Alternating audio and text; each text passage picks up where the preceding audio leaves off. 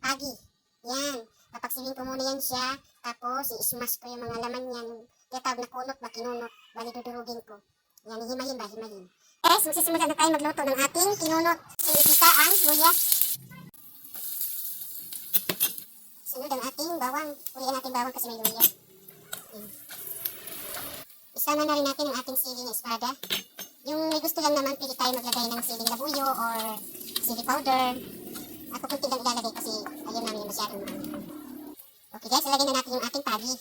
Kailangan niya kaitusin natin yung siya para siya ay mawala ang kanyang lansa. Hindi kalansahan kasi ito pero kailangan natin ipaksin ito sa suka.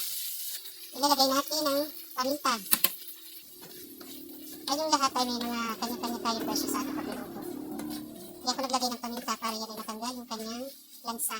Dahil ang pagi po ay malansa. Yan. Pero pag ito'y naitos na, mawawala na yung kanyang amoy na malansa. Okay guys? Okay guys, dahil naitos ng ating pagi, lalagay natin yung pangalawa nating gata. Yan. Patutuyuin po natin yan. Hanggang siya ay ilagay na rin natin yung ating malunggay maya-maya.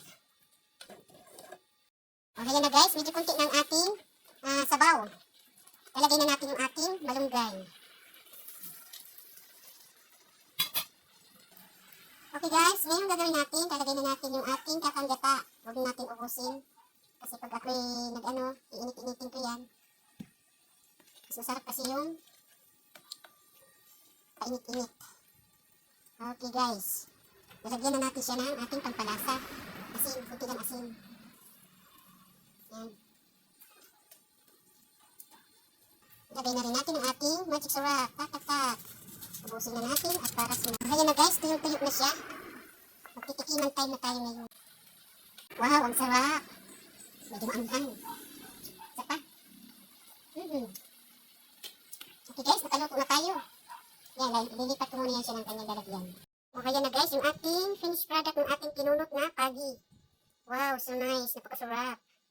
Okay guys, thanks for watching. Please follow, like, share, and comment, and subscribe. Bye-bye for now. Babush!